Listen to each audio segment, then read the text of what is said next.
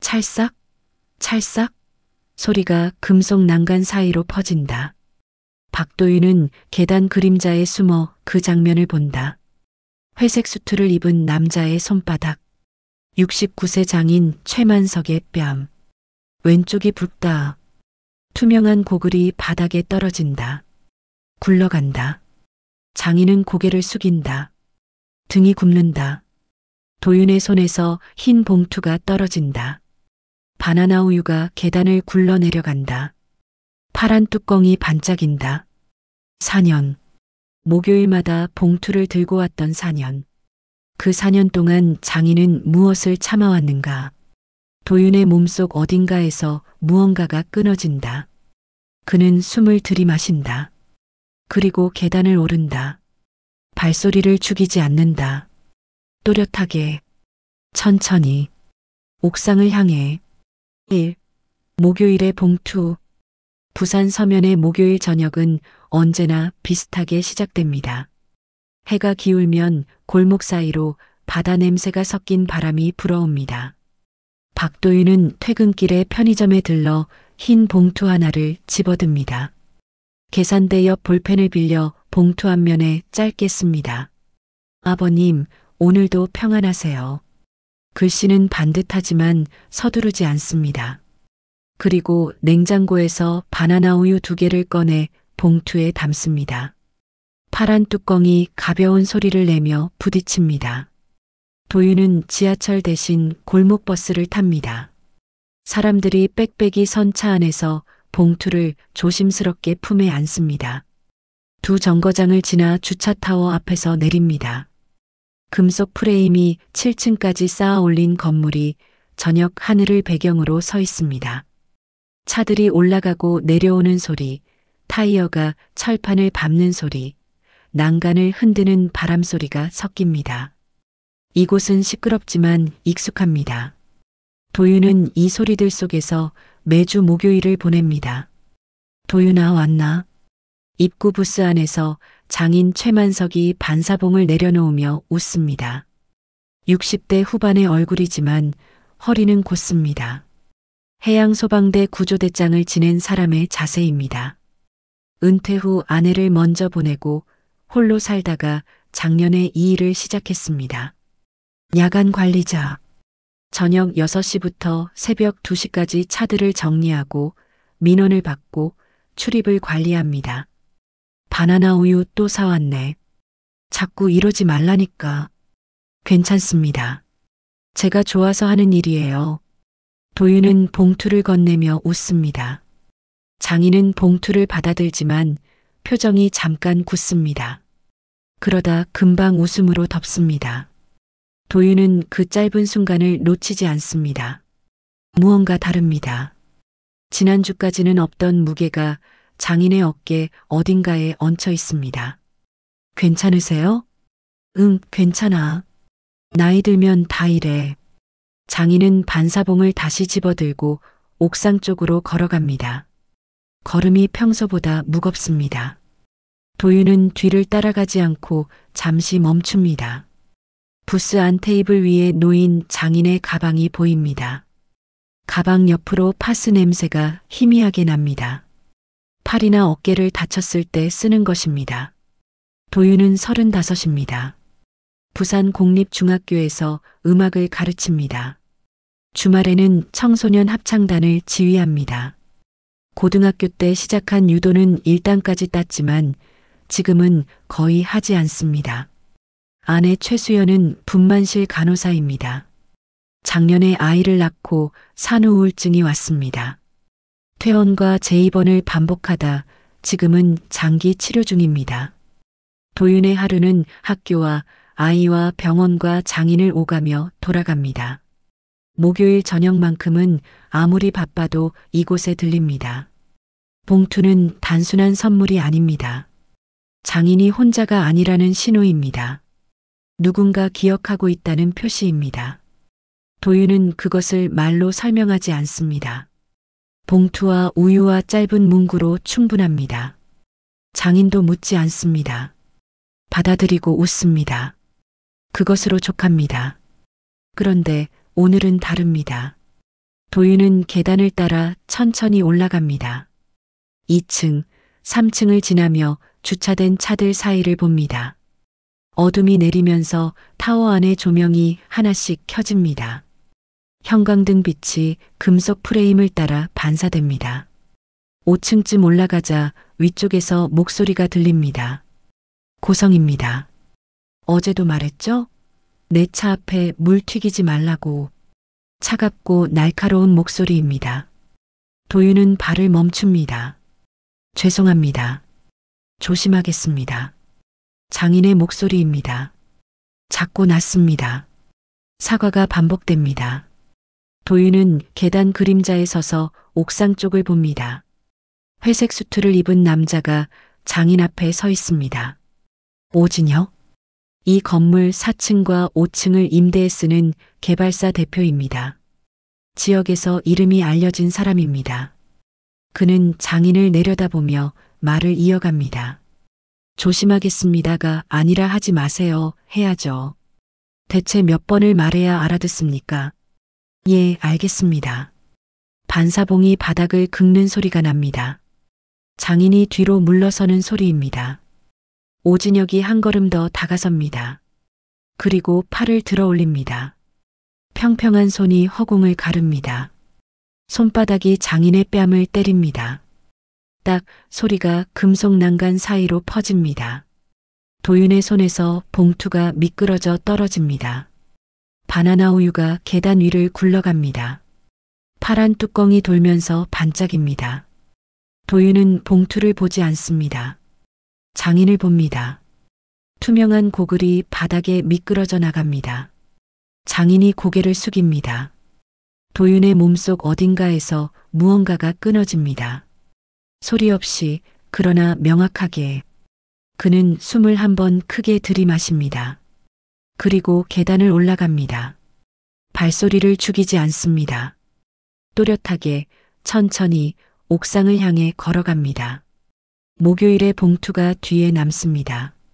바람이 옥상 쪽에서 불어옵니다. 차갑고 빠릅니다. 도윤은 멈추지 않습니다. 이 금속 위의 손자국. 도윤이 옥상에 도착했을 때 오진혁은 여전히 장인 앞에 서 있었습니다. 손을 주머니에 넣은 채 턱을 들고 내려다보는 자세였습니다. 장인은 바닥에 떨어진 고글을 주우려 허리를 숙이고 있었습니다. 등이 굽었습니다. 손이 떨렸습니다. 방금 어르신을 때리셨습니까? 도윤의 목소리가 옥상 위로 퍼졌습니다. 차갑지만 떨리지 않았습니다. 오진혁이 고개를 돌렸습니다. 눈썹을 치켜 세우며 도윤을 훑어봤습니다. 누구세요? 최만석 관리자님의 사위입니다. 아, 사위. 오진혁이 코웃음을 쳤습니다. 그래서 뭐 어쩌라고요? 여긴 내 건물이야. 내가 세내고 쓰는 공간이고 건물주는 따로 계십니다. 임차인이 갑이라는 거 모르나 봐요? 이 빌딩 4층, 5층이 다 우리 회사 사무실이에요. 관리비만 한 달에 얼마 내는 줄 알아요? 오진혁이 한 걸음 다가왔습니다. 도윤과의 거리가 2걸음으로 좁혀졌습니다. 그는 손가락으로 도윤의 가슴을 툭툭 찔렀습니다. 내가 뭔데 여기 와서 말을 해? 장인어른 모시려면 똑바로 교육을 시켜. 내 차에 물 튀기지 말라고 며칠을 말해야 알아듣냐고. 물이 튀는 건 세차 과정에서 자연스럽게 일어나는 일입니다. 자연스럽게? 오진혁이 웃었습니다. 차값이 얼만 줄 알아요? 수입차예요, 수입차. 당신네가 평생 모아도 못 사는 차라고. 도윤은 대답하지 않았습니다. 오진혁의 어깨 너머로 장인을 봤습니다. 장인은 고글을 주워들고 멍하니 서 있었습니다. 뺨이 붉었습니다. 왼쪽이 오른쪽보다 더 붉었습니다. 맞은 쪽입니다. 형법 제260조 폭행죄에 해당합니다. 지금 신고하겠습니다.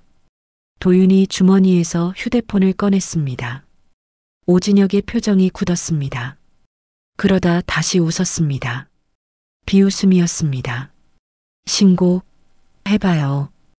당신 장인 여기서 일 못하게 만드는 게 누군지 알아요? 관리소장이 누구 사람인지 알기나 해요? 상관없습니다. 상관없어? 오진혁이 목소리를 높였습니다. 세상 물정을 모르네. 부산에서 동명어반 모르는 사람 없어요. 내가 전화 한 통이면 당신 장인 내일부터 여기 못 나와요. 도윤은 111을 눌렀습니다. 신호음이 울렸습니다. 오진혁이 손을 뻗어 도윤의 어깨를 밀었습니다. 세게 밀었습니다. 도윤의 몸이 뒤로 밀렸습니다. 발 뒤꿈치가 철제 발판 모서리에 걸렸습니다. 중심이 흔들렸습니다. 순간 도윤의 몸이 낮게 회전했습니다. 유도의 기본 동작이었습니다. 무릎을 굽히고 중심을 낮추며 상대의 힘을 흘려보냈습니다. 오진혁의 손목을 잡았습니다. 각도를 꺾었습니다. 바닥 쪽으로 눌렀습니다. 힘이 아니라 방향으로 제압했습니다. 오진혁이 바닥에 무릎을 꿇었습니다. 으악, 이 새끼가. 멈추시죠. 정당방위 범위 내입니다. 도윤의 목소리는 여전히 차갑고 낮았습니다. 손목을 잡은 손에 힘을 주지 않았습니다. 각도만 유지했습니다. 오진혁이 일어서려 발버둥 쳤지만 손목의 각도 때문에 움직일 수 없었습니다. 도윤아, 그만해라. 장인의 목소리였습니다. 떨렸습니다. 도윤이 고개를 돌려 장인을 봤습니다. 장인은 고개를 저었습니다. 그만두자. 일 그만두면 돼. 괜찮아. 안 괜찮습니다. 도윤아, 아버님이 잘못한 게 없는데 왜 그만두십니까? 도윤이 손목을 놓았습니다. 오진혁이 바닥에서 일어나 손목을 문질렀습니다. 얼굴이 붉어졌습니다. 분노인지 수치인지 알 수 없었습니다. 그는 도윤을 노려보며 말했습니다. 좋아요. 아주 좋아. 당신 이름이 뭐예요? 박도윤입니다. 박도윤. 잘 기억해 둘게요. 부산이 넓은 것 같지만 좁아요. 학교 교사라며? 내가 교육청에 아는 사람 많거든요. 협박도 범죄입니다. 협박? 오진혁이 웃었습니다. 이게 협박으로 들려요? 난 그냥 아는 사람 많다는 얘기했을 뿐인데. 피해망상 아니에요? 그는 정장 먼지를 털어내며 계단 쪽으로 걸어갔습니다. 내려가다 멈춰서서 장인을 돌아봤습니다. 최 관리자님, 내일부터 출근 안 하셔도 됩니다. 관리소장한테 얘기해 둘게요. 발소리가 계단 아래로 사라졌습니다. 옥상에 침묵이 내려앉았습니다. 바람이 금속 난간을 흔들었습니다. 덜컹덜컹 규칙적인 소리가 반복됐습니다. 도윤은 장인을 봤습니다.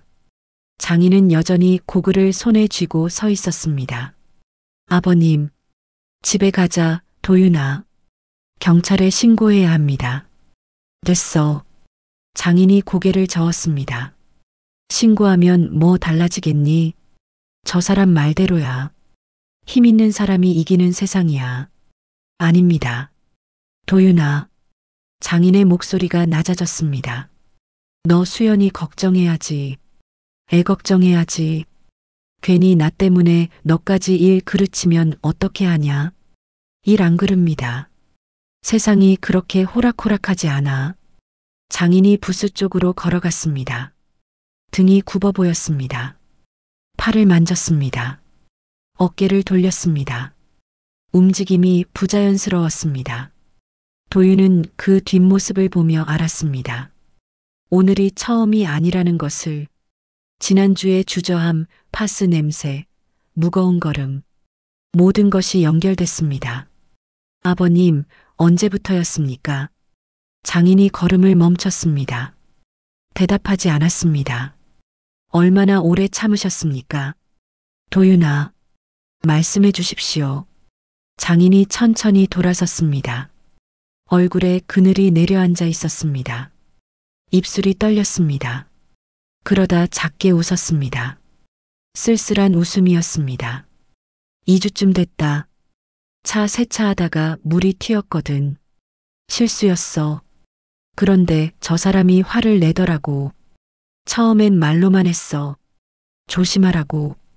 그런데 자꾸 같은 일이 반복되니까 화가 점점 커졌지. 어제는 팔을 잡아 끌었어. 오늘은 뺨을 때렸고. 관리소장님은 아십니까? 알지. 봤으니까. 그런데 모른 척해. 오진혁이 큰 손이거든. 이 건물에서 제일 많이 세내는 사람이야. 관리소장 입장에선 나 하나 자르는 게 편하겠지. 도윤은 주먹을 쥐었습니다. 손톱이 손바닥을 파고들었습니다. 호흡이 거칠어졌습니다. 참았습니다. 소리 내지 않으려 이를 물었습니다. 신고합니다. 도윤아, 제발. 안 됩니다. 이건 아닙니다. 도윤이 휴대폰을 다시 들었습니다. 화면에 112가 떠 있었습니다. 통화 중 끊김. 아까 오진혁이 밀 때 끊어진 것이었습니다. 다시 눌렀습니다. 신호음이 울렸습니다. 여보세요, 112입니까? 폭행 신고합니다. 위치는 부산 부산진구 서면 주차타워. 장인이 다가와 도윤의 손을 잡았습니다. 힘이 없었습니다. 그저 부탁하는 손길이었습니다. 그만하자, 도윤아. 아버지 말 들어라. 도윤은 장인의 얼굴을 봤습니다. 주름 사이로 피로가 새어나왔습니다. 뺨에 붉은 자국이 여전했습니다. 투명한 고글 너머로 보이는 눈빛이 흔들렸습니다. 해양소방대 구조대장이었던 사람.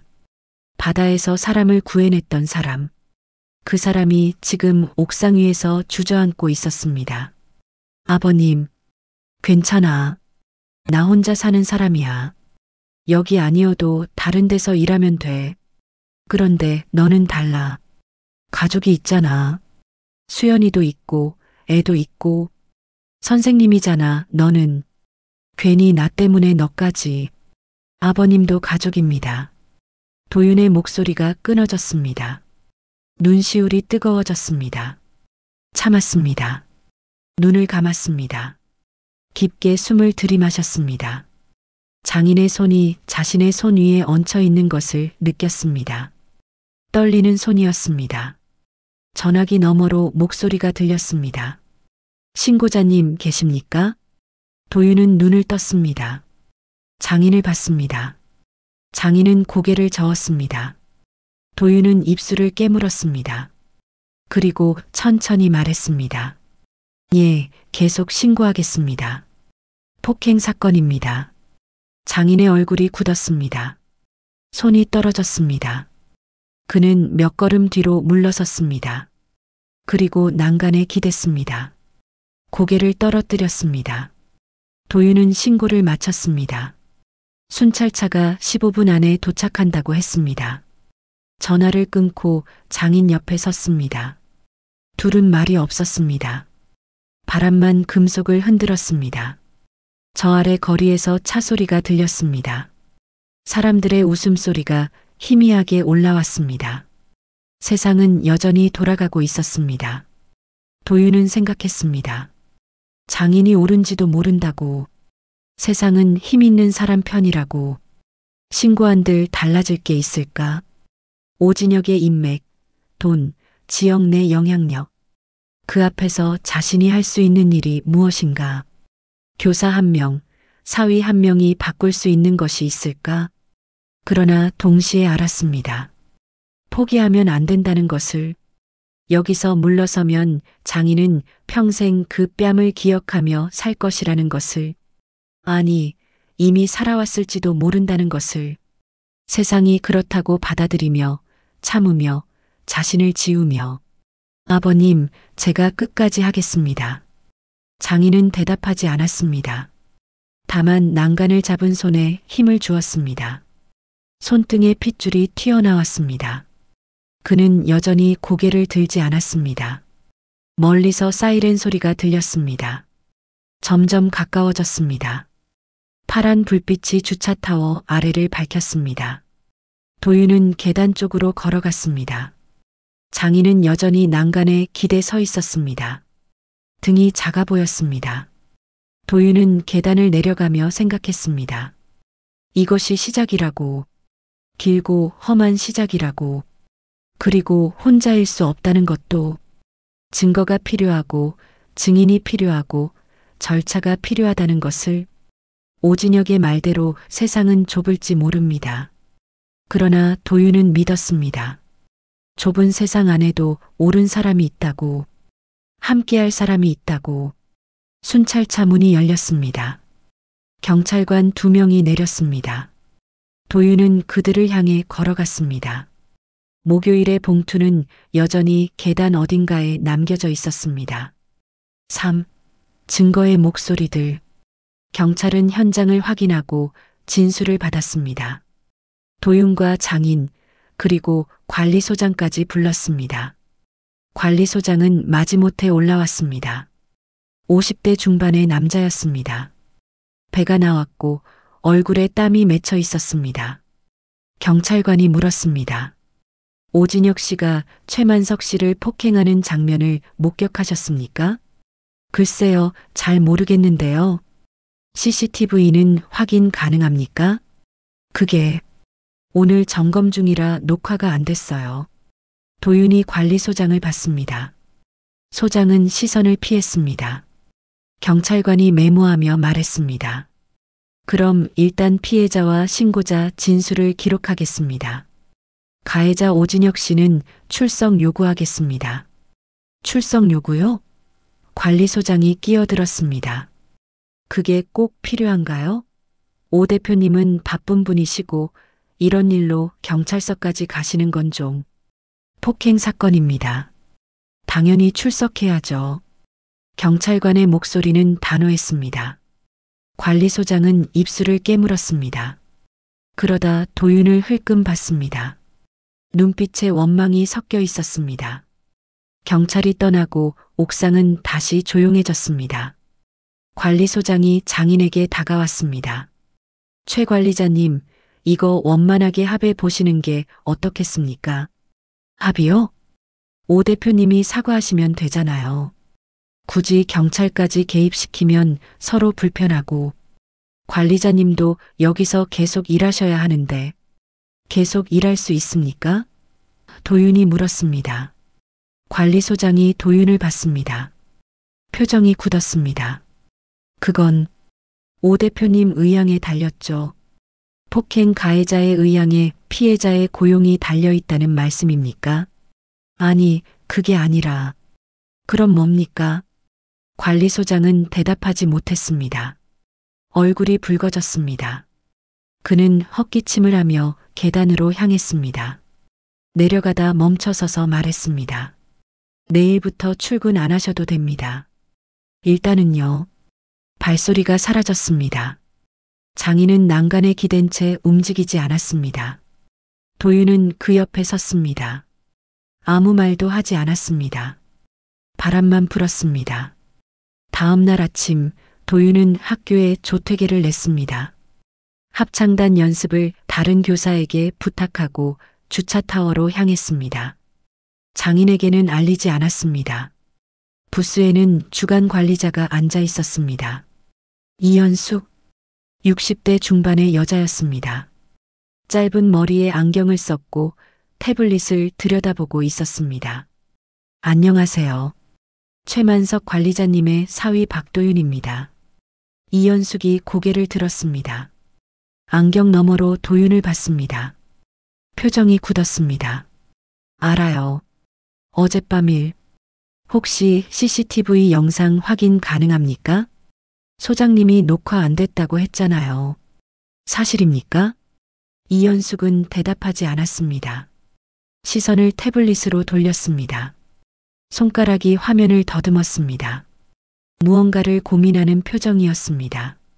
저도 여기서 일해야 하는 사람입니다. 알고 있습니다. 소장님한테 찍히면 저도 잘릴 수 있어요.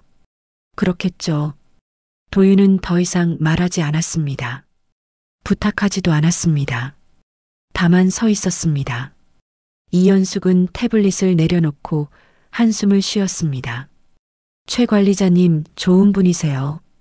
저한테도 항상 친절하고 밤 근무 힘드시면서도 불평 한 번 안 하시고 감사합니다. 그런데 저도 먹고 살아야 해요. 이해하시죠? 예. 이현숙이 다시 한숨을 쉬었습니다. 그러다 태블릿을 집어들었습니다. 화면을 몇 번 두드렸습니다. 그리고 조용히 말했습니다. 녹화는 됐어요. 소장님이 거짓말한 거예요. 도윤의 심장이 뛰었습니다. 보여주실 수 있습니까? 안 돼요. 이건 회사 자산이고 제 권한 받기예요. 그런데요. 이현숙이 말을 이었습니다. 백업은 자동으로 돼요. 클라우드에. 소장님도 잘 모르시는데 제가 시스템 설정할 때 그렇게 해뒀거든요. 혹시 모르니까. 그녀가 태블릿을 탁자 위에 놓았습니다. 화면이 켜진 채로 폴더 하나가 열려 있었습니다. 백업 20만 2411이라는 이름이었습니다. 그 안에 날짜별로 정리된 파일들이 보였습니다. 저 화장실 좀 다녀올게요. 5분 정도 걸릴 거예요. 이현숙이 일어났습니다. 부스를 나가며 뒤를 돌아보지 않았습니다. 도윤은 태블릿을 봤습니다. 손이 떨렸습니다. 파일을 열었습니다. 영상이 재생됐습니다. 어젯밤 옥상, 오진혁이 장인 앞에 서 있었습니다. 소리도 녹음돼 있었습니다. 어제도 말했죠? 내 차 앞에 물 튀기지 말라고. 죄송합니다. 조심하겠습니다가 아니라 하지 마세요. 해야죠.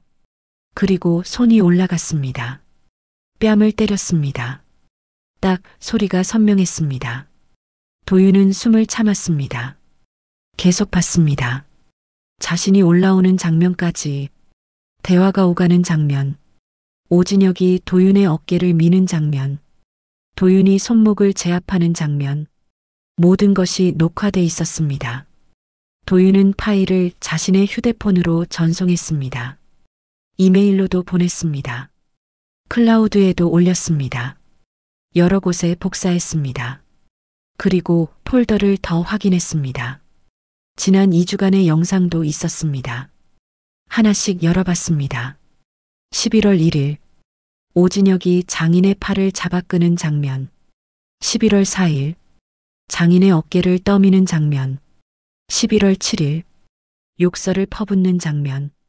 11월 9일, 가슴을 손가락으로 찌르는 장면. 모든 것이 기록돼 있었습니다. 도윤은 이 파일들도 모두 저장했습니다. 5분이 지났습니다. 이현숙이 돌아왔습니다. 도윤은 태블릿을 원래 자리에 놓고 일어났습니다. 감사합니다. 뭐가요? 저 아무것도 안 했는데요. 이현숙이 태블릿을 집어들며 말했습니다. 눈빛이 흔들렸습니다. 최 관리자님, 좋은 결과 있으시길. 도윤은 고개를 숙였습니다. 부스를 나와 주차타워 밖으로 걸어갔습니다. 골목 끝에서 멈춰 섰습니다. 휴대폰을 꺼내 영상을 다시 확인했습니다. 있었습니다. 증거가 있었습니다. 그러나 동시에 알았습니다. 영상만으로는 부족하다는 것을. 오진혁의 말대로 그에게는 인맥이 있었습니다. 돈이 있었습니다. 변호사를 고용할 수 있었습니다. 합의를 종용할 수 있었습니다. 압력을 넣을 수 있었습니다. 도윤은 검색을 시작했습니다. 상가임대차 변호사 부산, 폭행 전문 변호사, 직장 내 괴롭힘 법률, 여러 사이트를 들어갔습니다. 상담 신청을 했습니다. 법률구조공단에도 연락했습니다. 오후 3시 변호사 강정우에게서 전화가 왔습니다. 40대 초반의 목소리였습니다. 차분했습니다. 영상 받았습니다. 명백한 폭행입니다. 상해 진단서 받으셨습니까? 아직입니다. 빨리 받으세요. 지금 당장. 병원 가셔서 진단받고 사진도 찍으세요. 뺨, 어깨, 팔 멍든 곳 다요. 알겠습니다. 그리고 출입 기록도 필요합니다. 카드키로고요. 오진혁 씨가 언제 어디서 장인어르신과 마주쳤는지 시간대별로 정리하면 패턴이 보입니다. 관리소에 요청하세요. 관리소장이 협조하지 않을 것 같습니다. 그럼 빌딩주에게 직접 요청하세요. 세입자와 관리자 간 분쟁이니 건물주가 개입할 수 있습니다. 빌딩주가 누군지 모릅니다. 등기부등본 떼세요. 주소 알려주시면 제가 해드릴게요. 강정우는 빠르고 정확했습니다. 도윤은 주차타워 주소를 알려줬습니다. 30분 뒤 등기부등본이 이메일로 왔습니다. 건물주 이름은 윤태식, 나이는 50, 주소는 부산 해운대구였습니다. 빌딩주한테 내용 증명 보낼까요? 강정우가 물었습니다. 아니요. 제가 직접 찾아가겠습니다. 좋습니다. 그게 나을 수도 있어요. 얼굴 보고 설명하는 게 효과적일 때도 있으니까. 가실 때 영상이랑 진단서 챙기시고 제 명함도 드릴게요. 필요하면 제 이름 쓰세요. 도윤은 명함 이미지를 받았습니다. 출력했습니다. 그리고 장인에게 전화했습니다. 아버님, 지금 어디 계십니까? 집에 있다. 병원 가셔야 합니다. 진단서 받으셔야 해요. 도윤아, 괜찮다니까. 안 괜찮습니다. 제가 지금 갑니다. 전화를 끊고 택시를 잡았습니다. 장인의 집으로 향했습니다. 30분 걸렸습니다. 장인은 거실에 앉아 있었습니다. 티셔츠 차림이었습니다. 뺨에 붉은 자국은 옅어졌지만 여전히 보였습니다. 일어나세요. 병원 갑니다. 도윤아. 아버님, 저 믿으세요. 장인은 도윤을 봤습니다. 오랫동안 봤습니다. 그러다 천천히 일어났습니다. 병원에서 진단서를 받았습니다. 안면부 타박상, 좌측 상완 타박상, 우측 경관절 염좌, 2주 진단이었습니다. 사진도 찍었습니다. 뺨, 어깨, 팔에 멍 자국. 도윤은 모든 것을 휴대폰에 저장했습니다. 이제 어떻게 할 거냐? 장인이 물었습니다. 빌딩주를 만나겠습니다. 만나서 뭐 하게? 도움을 요청하겠습니다. 도움을 줄 것 같으냐?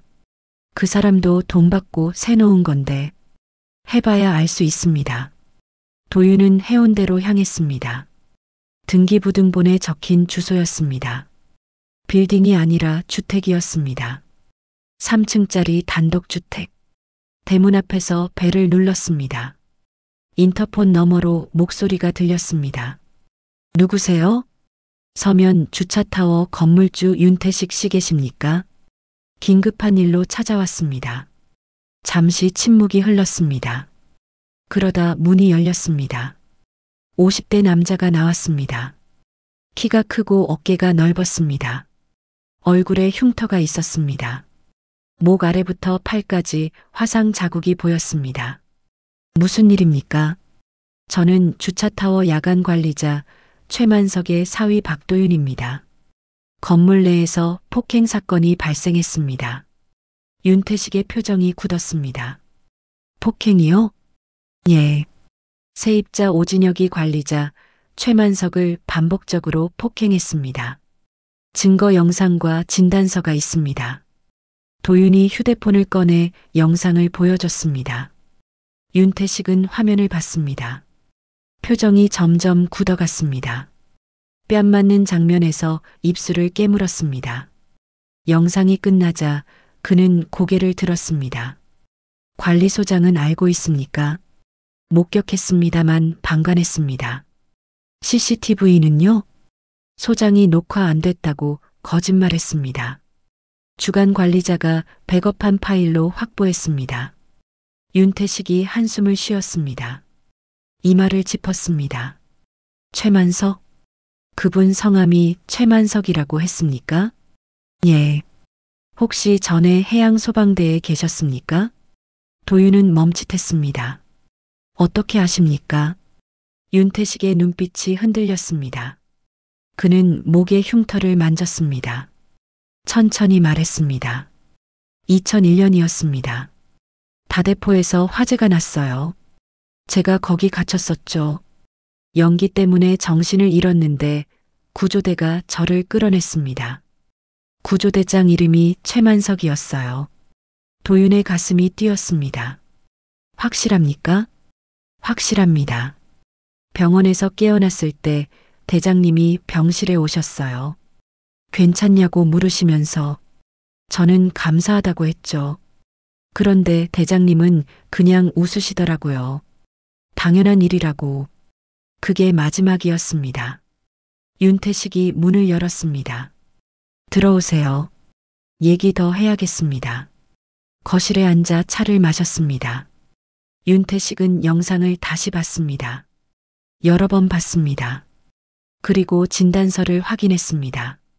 표정이 굳어졌습니다. 오진혁? 동명업안 대표? 그가 중얼거렸습니다.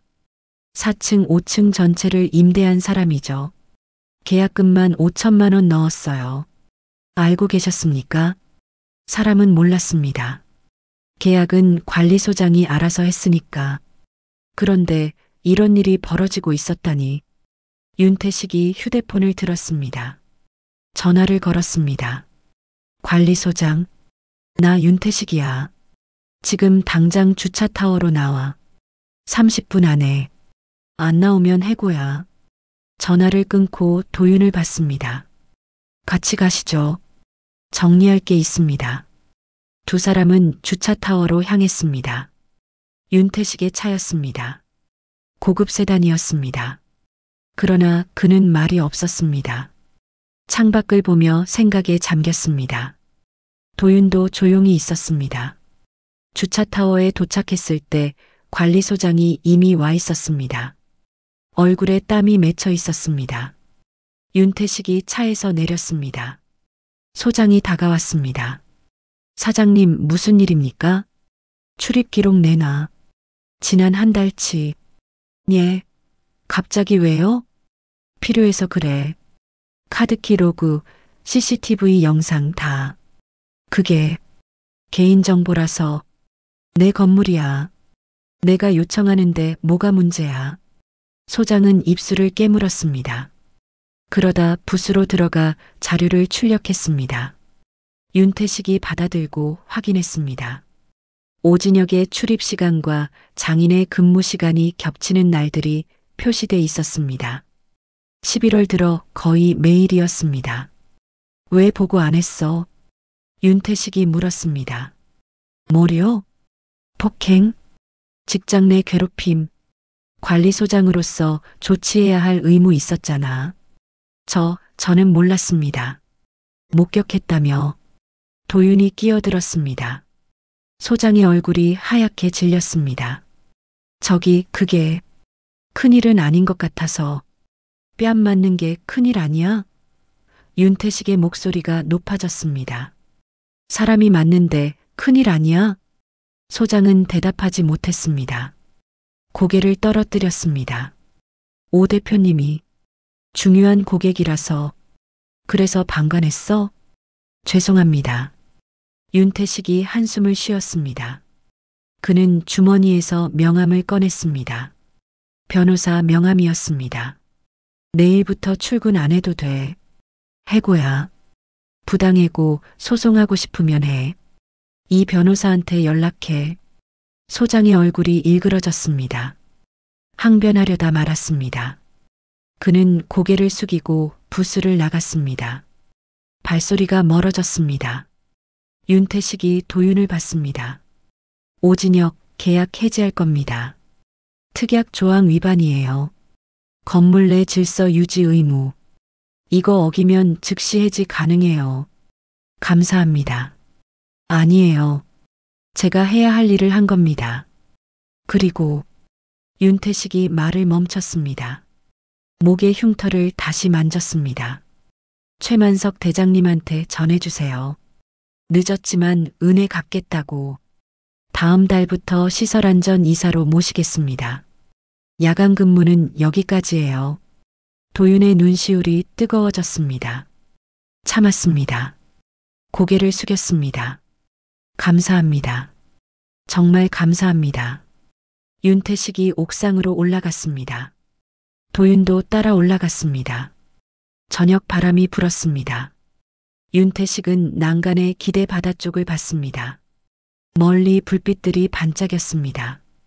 당연한 일이라고 하셨대요. 대장님이. 예, 맞습니다. 당연한 일이에요. 사람을 구하는 것도 잘못을 바로잡는 것도. 그런데 우리는 당연한 일을 너무 안 하고 살죠. 도윤은 대답하지 않았습니다. 다만 옆에 섰습니다. 바람이 두 사람의 옷자락을 흔들었습니다. 금속이 울었습니다. 그러나 이번에는 차가운 소리가 아니었습니다. 무언가 따뜻한 것이 섞여 있었습니다. 도윤은 휴대폰을 꺼내 장인에게 전화했습니다. 아버님, 괜찮아질 겁니다. 이제 괜찮아질 겁니다. 장인은 대답하지 않았습니다. 숨소리만 들렸습니다. 그러다 작게 흐느끼는 소리가 섞였습니다. 도윤은 전화를 끊지 않았습니다. 그냥 들고 있었습니다. 장인의 숨소리를 들었습니다. 그리고 알았습니다. 끝이 아니라는 것을, 이제 시작이라는 것을. 오진혁은 여전히 건물 어딘가에 있었습니다. 계약 해지 통보를 받지 않은 상태였습니다. 법정 싸움은 아직 시작되지 않았습니다. 도윤은 알았습니다. 더 험한 길이 남아있다는 것을. 그러나 이제는 혼자가 아니었습니다. 증거가 있었고 증인이 있었고 함께할 사람들이 있었습니다. 도윤은 옥상 난간을 잡았습니다. 금속이 차가웠습니다. 그러나 손을 떼지 않았습니다. 온기가 전해질 때까지 잡고 있었습니다. 은인의 귀환. 다음 날 아침 오진혁은 내용 증명을 받았습니다. 계약 해지 통보였습니다. 특약 조항 위반, 건물 내 질서 유지 의무 위반, 즉시 해지, 30일 내 퇴거. 윤태식의 서명이 선명했습니다. 오후 2시 오진혁이 주차타워에 나타났습니다. 회색 수트 대신 검은색이었습니다. 얼굴이 굳어 있었습니다. 그는 곧장 부스로 향했습니다. 이현숙이 앉아 있었습니다. 윤태식 어디 있어요? 빌딩주님 말씀이십니까? 빌딩주, 건물주, 뭐든 좋으니까 당장 나오라고 해요. 예약 없으시면 곤란합니다. 예약? 오진혁이 비웃었습니다. 내가 이 건물에 얼마 내는지 알아요? 당장 전화해요. 이현숙은 침착하게 전화기를 들었습니다. 통화했습니다. 끊고 말했습니다. 30분 후에 오신답니다. 30분? 지금 당장이라니까요. 죄송합니다. 다른 일정이 있으시답니다. 오진혁은 주먹으로 탁자를 쳤습니다. 쿵 소리가 울렸습니다. 이현숙은 눈 하나 깜빡이지 않았습니다. 오진혁은 돌아서서 옥상으로 향했습니다. 발소리가 거칠었습니다. 이현숙은 조용히 휴대폰을 꺼냈습니다. 도윤에게 문자를 보냈습니다. 오진혁 옥상 올라갔음. 30분 후 사장님 오심. 도윤의 답장이 바로 왔습니다. 지금 갑니다. 도윤은 학교 수업을 마치고 택시를 탔습니다. 주차타워까지 20분 걸렸습니다. 서둘렀지만 뛰지는 않았습니다. 계단을 올라갔습니다. 천천히 호흡을 가다듬으며 옥상에 도착했을 때 오진혁이 난간에 기대 서 있었습니다. 담배를 피우고 있었습니다. 연기가 바람에 흩어졌습니다. 왔네요, 선생님. 오진혁이 돌아섰습니다. 웃고 있었습니다. 차갑게. 뭐하러 왔어요? 구경? 어르신께 사과하러 오셨습니까? 사과? 오진혁이 담배를 버렸습니다. 발로 비볐습니다. 내가 왜 사과를 해요? 잘못한 게 뭔데? 폭행했습니다. 폭행이라니. 그냥 훈계한 거예요. 일 제대로 못하니까. 그게 폭행이에요? 영상이 있습니다. 뺨 때린 거, 팔 잡아 끈 거, 어깨 민 거, 다 찍혔습니다. 오진혁의 얼굴이 굳었습니다. 잠시 침묵했습니다. 그러다 다시 웃었습니다. 영상? 그래, 있겠죠. 그래서요? 합의하면 끝이에요. 돈 얼마 원해요? 100, 200? 합의 안 합니다. 왜요?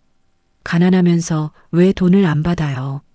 가난해도 팔 건 안 팔리다. 뭘 안 판다고요? 오진혁이 한 걸음 다가왔습니다. 자존심? 정해? 그런 거요? 웃기네. 세상이 그렇게 안 돌아가요, 선생님. 어떻게 돌아갑니까? 돈 있는 놈이 이기는 거예요. 힘 있는 놈이 이기는 거고, 당신 장인 같은 사람은 지는 거예요. 맞고, 참고, 구석에서 살다 죽는 거라고. 도윤의 주먹이 쥐어졌습니다. 손톱이 손바닥을 파고들었습니다. 참았습니다. 호흡을 가다듬었습니다. 경찰 조사 받으셨습니까? 받았죠. 그래서요? 변호사 선임했어요. 좋은 변호사, 비싼 변호사, 당신네가 평생 못 만나는 변호사요. 그 변호사가 증거 영상을 어떻게 하겠습니까? 합의 종용하겠죠. 장인어른 회유하고, 안 되면 겁주고, 그럼 끝이에요. 안 통합니다. 왜요? 왜 안 통해요? 오진혁의 목소리가 높아졌습니다. 당신 장인, 돈 필요하잖아요. 나이 들어서 야간 관리자나 하는 사람이에요. 얼마나 절박하겠어요. 돈만 쥐어주면 다 해결돼요. 아버님은 그런 분이 아닙니다. 다 똑같아요. 오진혁이 소리쳤습니다. 가난한 놈들은 다 똑같다고요. 돈 앞에서 무릎 꿇어요. 도윤은 대답하지 않았습니다. 오진혁을 봤습니다. 그의 얼굴에 땀이 맺혀 있었습니다. 손이 떨렸습니다. 담배를 또 꺼내 물었습니다. 불을 붙이려다 라이터를 떨어뜨렸습니다. 주워들고 다시 시도했습니다. 손이 계속 떨렸습니다. 당신 지금 떨고 있습니다. 뭐? 무섭습니까? 계약 해지 통보 받아서. 오진혁이 담배를 내던졌습니다. 도윤에게 다가왔습니다. 얼굴을 들이밀었습니다. 무서울 것 없어요. 내가 누군 줄 알아요? 동명업안 대표예요. 부산에서 개발 사업 10건 넘게 진행한 사람이라고요. 인맥 얼마나 많은지 알아요? 시의원, 구청장, 경찰서장 다 아는 사이예요. 그래서요. 그래서 당신들 이길 수 없다고요. 아무리 발버둥 쳐도, 증거 있어도, 영상 있어도 결국 내가 이겨요. 아닙니다. 왜 아닌데요? 이미 졌으니까요. 오진혁이 멈칫했습니다. 도윤이 말을 이었습니다. 계약 해지됐습니다. 30일 안에 나가야 합니다. 관리소장 해고됐습니다. CCTV 영상 경찰 넘어갔습니다. 진단서 제출됐습니다. 변호사 선임됐습니다. 우리 쪽도요. 뭐? 그리고 빌딩 주님이 직접 증인 서겠답니다. 관리소장의 방관도 문제 삼겠다고요. 직장 내 괴롭힘으로요. 오진혁의 얼굴이 하얗게 질렸습니다. 윤태식이? 그 양반이 왜? 나한테 세 받는 사람이 왜 내 편을 안 들어? 편이 아니라 원칙입니다. 원칙? 오진혁이 웃었습니다. 비웃음이었습니다. 윤태식도 사업가예요. 돈으로 움직이는 사람이에요. 내가 제안하면 달라질 거예요. 안 달라집니다. 어떻게 알아요? 아버님이 그분의 은인이시니까요. 오진혁이 멈췄습니다. 표정이 굳었습니다. 은인? 도윤은 천천히 말했습니다. 2001년 다대포 화재, 구조대장 최만석, 생존자 윤태식, 목숨을 구한 사람과 목숨을 받은 사람, 그 인연. 윤태식 사장님이 직접 말씀하셨습니다. 은혜를 갚고 싶다고, 아버님을 시설안전 이사로 모시겠다고, 야간 근무는 끝이라고, 오진혁의 입이 벌어졌습니다. 말이 나오지 않았습니다. 그는 뒤로 물러섰습니다. 난간에 등을 기댔습니다. 손으로 얼굴을 감쌌습니다. 미친. 이게 무슨. 계단에서 발소리가 들렸습니다. 여러 명이었습니다. 윤태식이 올라왔습니다. 뒤에 변호사 강정우, 형사 권아림, 그리고 장인 최만석이 함께였습니다. 오진혁이 고개를 들었습니다. 네 사람을 봤습니다. 윤태식이 앞으로 나왔습니다. 장인을 봤습니다. 장인도 윤태식을 봤습니다. 두 사람의 시선이 마주쳤습니다. 윤태식의 눈시울이 붉어졌습니다. 대장님, 윤태식 씨, 기억하십니까? 2001년 다대포. 장인의 얼굴에 놀람이 스쳤습니다. 눈이 커졌습니다. 입술이 떨렸습니다. 그때 그 청년? 예, 저예요. 윤태식이 다가갔습니다. 장인 앞에 섰습니다. 깊게 고개를 숙였습니다. 90도로 숙였습니다. 늦었습니다. 정말 늦었습니다. 그동안 찾아뵙지 못해 죄송합니다. 은혜를 갚지 못해 죄송합니다. 이제라도 찾아뵙게 돼서 감사합니다. 장인은 말이 없었습니다. 그저 윤태식을 봤습니다. 오랫동안 봤습니다. 그러다 손을 뻗어 윤태식의 어깨를 잡았습니다. 고개 드세요. 젊은 사람이. 대장님, 살아있어서 다행입니다. 그것만으로 충분해요. 윤태식이 고개를 들었습니다. 눈물이 흘렀습니다. 닦지 않았습니다. 그냥 흘렀습니다. 장인도 눈물을 글썽였습니다.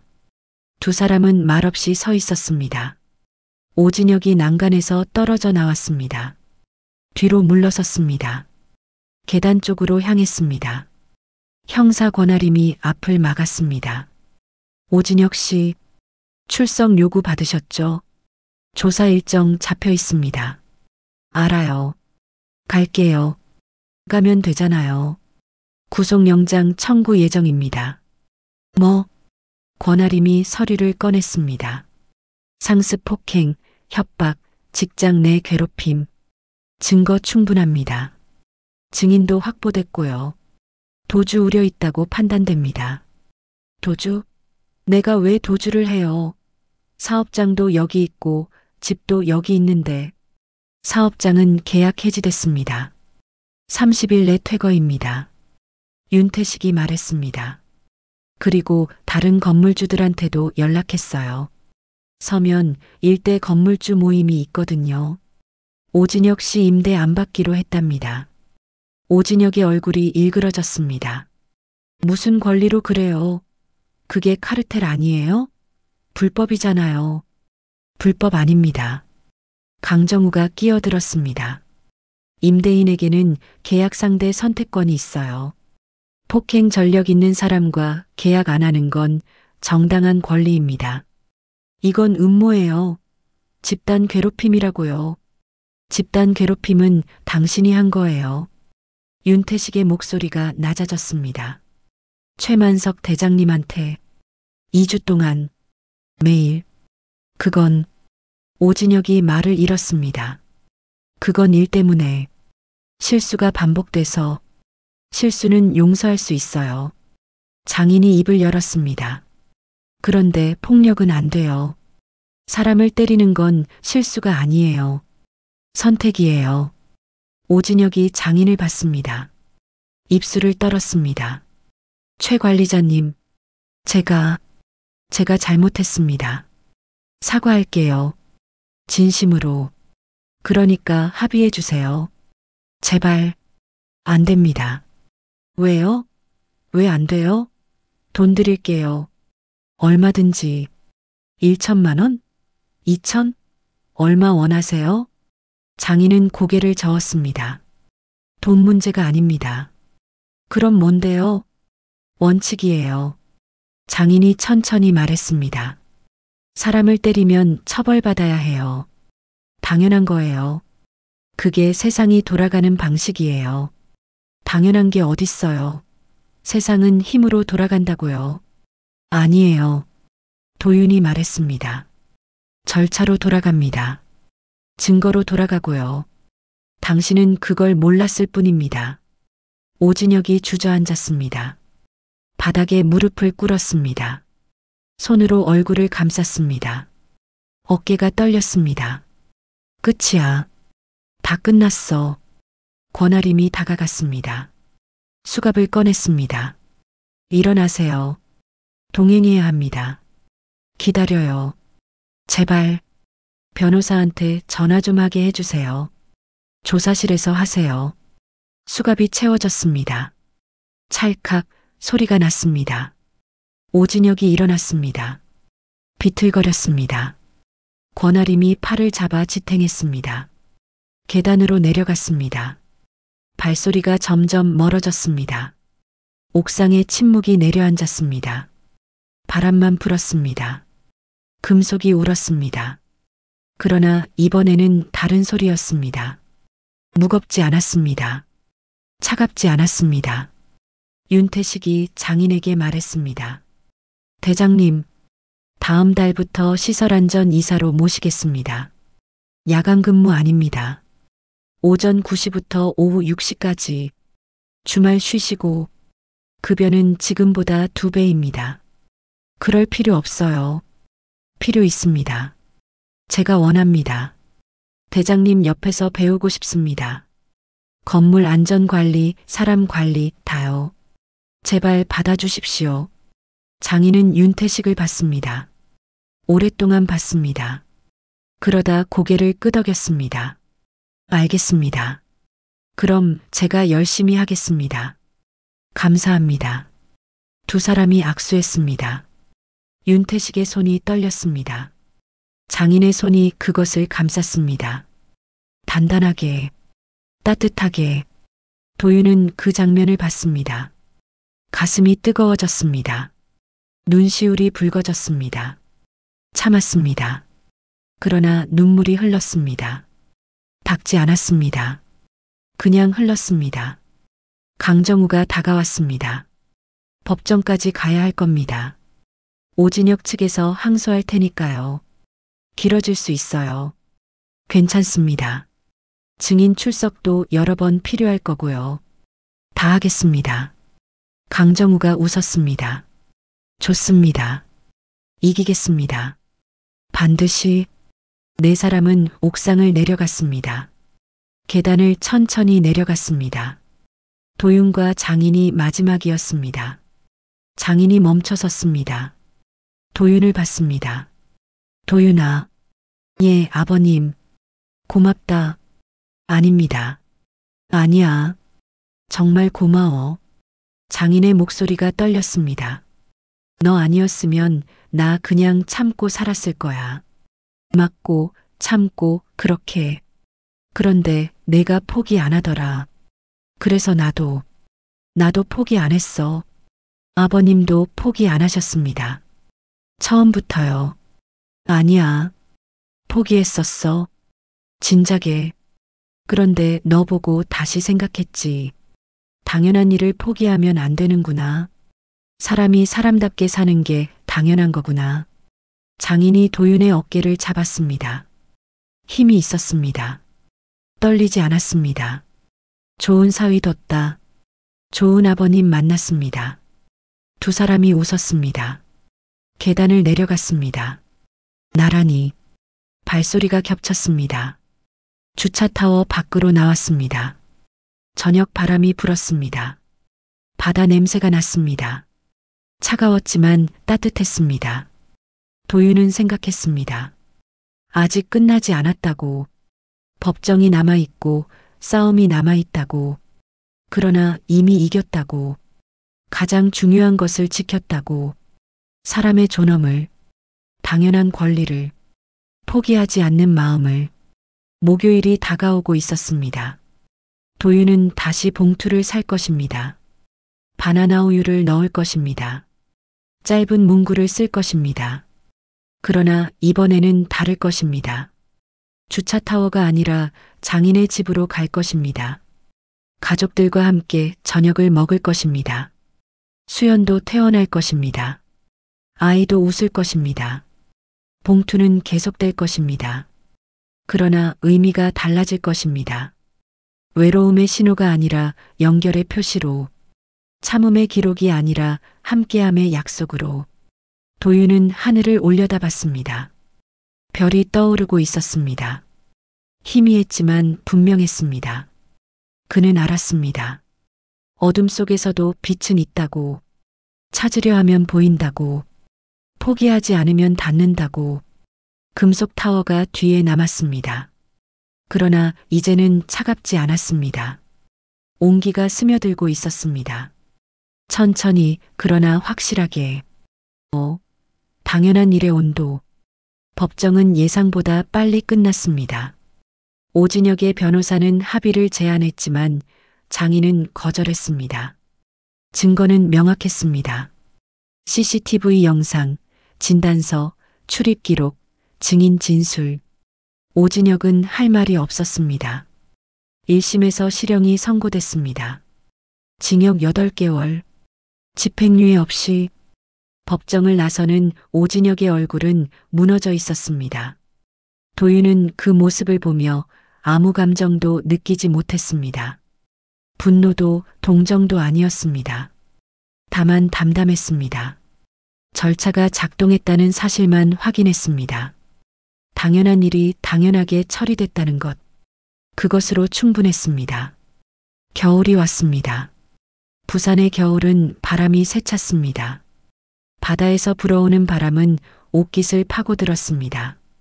그러나 도윤은 목요일마다 장인의 집으로 향했습니다.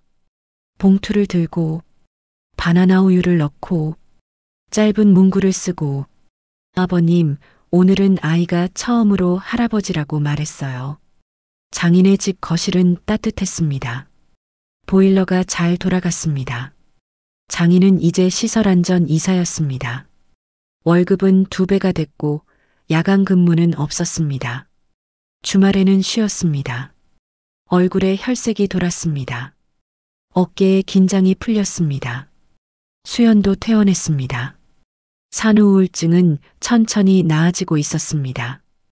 약을 먹고 상담을 받고 가족과 시간을 보냈습니다. 아이는 무럭무럭 자랐습니다. 웃음이 많아졌습니다. 목요일 저녁이면 4사람이 식탁에 둘러앉았습니다. 오늘 윤 사장님이 물어보시더라고. 대장님, 요즘 표정이 왜 이렇게 좋으시냐고. 장인이 말했습니다. 내가 뭐라고 했는지 알아? 뭐라고 하셨어요? 수연이 물었습니다. 가족 덕분이라고 했지. 식탁이 잠시 조용해졌습니다. 수연의 눈시울이 붉어졌습니다. 도윤은 장인의 손을 봤습니다. 젓가락을 든 손이 떨리지 않았습니다. 반찬을 집는 손이 자연스러웠습니다. 그 손은 더 이상 두려움을 담고 있지 않았습니다. 아버님, 도윤이 말했습니다. 응, 행복하십니까? 장인이 젓가락을 내려놓았습니다. 도윤을 봤습니다. 오랫동안 봤습니다. 그러다 웃었습니다. 주름 사이로 온기가 스며 나왔습니다. 그래, 행복하다. 그 대답이 전부였습니다. 더 이상의 말은 필요 없었습니다. 어느 토요일 도윤은 합창단 아이들과 연습실에 있었습니다. 바다라는 곡을 연습하고 있었습니다. 중학교 2학년 여학생이 손을 들었습니다. 선생님, 이 노래 가사가 슬픈 것 같은데 왜 밝게 불러야 해요? 도윤은 피아노 앞에 앉았습니다. 건반을 짚었습니다. 한음 한음. 바다는 슬프기도 하고 기쁘기도 해. 파도가 치면 무섭지만 고요하면 평화롭잖아. 이 곡은 그걸 담은 거야. 슬픔과 기쁨이 함께 있는 거. 근데 어떻게 밝게 불러요? 슬픔을 이겨냈으니까. 파도를 건넜으니까. 그래서 밝게 부르는 거야. 이긴 사람의 노래처럼. 아이들이 고개를 끄덕였습니다. 다시 노래를 불렀습니다. 이번에는 달랐습니다. 슬픔이 있었지만 희망도 있었습니다. 파도가 있었지만 고요함도 있었습니다. 도윤은 지휘하며 생각했습니다. 삶도 이런 것이라고. 슬픔과 기쁨이 섞여 있고 어둠과 빛이 교차하고 그 모든 것을 견디며 나아가는 것이라고. 연습이 끝나고 아이들이 떠났습니다. 도윤은 혼자 연습실에 남았습니다. 창밖을 봤습니다. 겨울 하늘이 맑았습니다. 구름 하나 없이 푸르렀습니다. 저 멀리 바다가 보였습니다. 반짝이고 있었습니다. 휴대폰이 울렸습니다. 윤태식이었습니다. 선생님, 저 윤태식입니다. 예, 사장님. 다음 주 월요일에 시간 되십니까? 대장님이랑 같이 식사 한번 하고 싶어서요. 좋습니다. 감사합니다. 그리고 선생님. 예. 정말 고맙습니다. 선생님 아니었으면 대장님 못 만났을 거예요. 은혜를 갚을 기회도 없었을 거고. 아닙니다. 제가 한 건 아무것도 없습니다. 아니에요. 선생님이 포기 안 하셨잖아요. 그게 제일 중요한 거예요. 세상에는 포기하는 사람이 너무 많거든요. 당연한 일도 그냥 넘어가고, 부당한 일도 참고, 그런데 선생님은 안 그러셨잖아요. 도윤은 대답하지 못했습니다. 목이 메었습니다. 그게 용기예요. 선생님, 그 용기 덕분에 저도 대장님도 다 살았어요. 전화를 끊고 도윤은 한참을 서 있었습니다. 창밖에 바다를 봤습니다. 파도가 쳤습니다. 부서졌습니다. 다시 일어났습니다. 반복됐습니다. 끝없이. 그해 겨울 주차타워에는 새 관리자가 왔습니다. 젊은 사람이었습니다. 성실했습니다.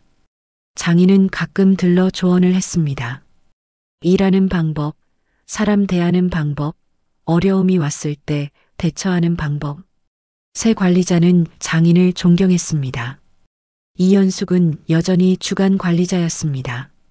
그녀는 도윤을 볼 때마다 조용히 웃었습니다. 말은 없었지만 눈빛에 따뜻함이 있었습니다. 도윤도 그녀에게 감사했습니다. 용기를 낸 사람에게, 옳은 일을 선택한 사람에게. 동명어반은 폐업했습니다. 오진혁은 감옥에 있었고 직원들은 뿔뿔이 흩어졌습니다. 4층과 5층은 새 세입자를 기다렸습니다. 윤태식은 서두르지 않았습니다. 좋은 사람을 기다린다고 했습니다. 돈만 보지 않겠다고 했습니다. 건물도 사람처럼 숨을 쉬어요. 윤태식이 말했습니다. 나쁜 사람이 들어오면 건물도 아파요. 좋은 사람이 들어와야 건물도 건강해져요. 도윤은 그 말이 옳다고 생각했습니다. 공간도 관계도 삶도 마찬가지라고. 좋은 것을 채워야 건강해진다고. 나쁜 것을 비워야 숨을 쉴 수 있다고. 목요일이 또 왔습니다. 도윤은 봉투를 샀습니다. 바나나 우유를 넣었습니다. 이번에는 문구를 다르게 썼습니다. 아버님, 오늘 제가 아이에게 당연한 일에 대해 가르쳤어요. 장인의 집에 도착했을 때 수연이 먼저 와 있었습니다. 아이는 장인의 무릎에 앉아 있었습니다. 장인은 아이에게 그림책을 읽어주고 있었습니다. 목소리가 부드러웠습니다. 아이는 웃었습니다. 까르르 맑은 소리가 거실에 퍼졌습니다. 왔나, 도윤아? 예, 아버님. 오늘 뭐 먹을까? 아버님이 좋아하시는 거요. 난 다 좋은데. 그럼 된장찌개요. 제가 끓일게요. 도윤은 부엌으로 갔습니다. 재료를 꺼냈습니다. 두부, 애호박, 양파, 된장. 냄비에 물을 끓였습니다. 재료를 썰었습니다. 된장을 풀었습니다. 보글보글 소리가 났습니다. 구수한 냄새가 퍼졌습니다.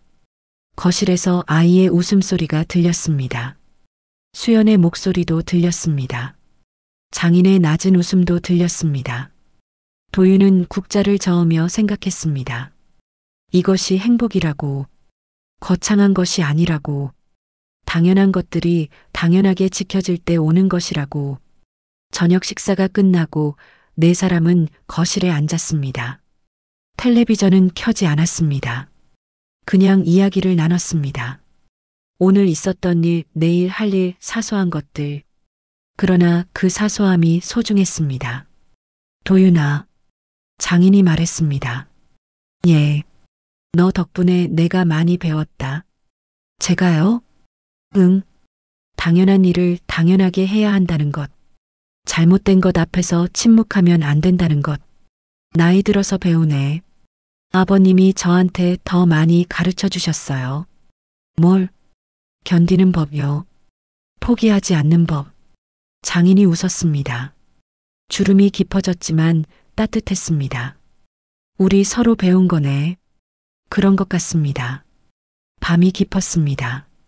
도윤과 수연은 아이를 안고 집으로 돌아갔습니다. 장인은 현관까지 배웅했습니다. 손을 흔들었습니다. 작별 인사를 했습니다. 문이 닫혔습니다. 버스를 기다리며 도윤은 하늘을 봤습니다. 별이 떠 있었습니다. 겨울별은 유난히 밝았습니다. 수연이 도윤의 팔을 잡았습니다. 당신 덕분이야. 뭐가?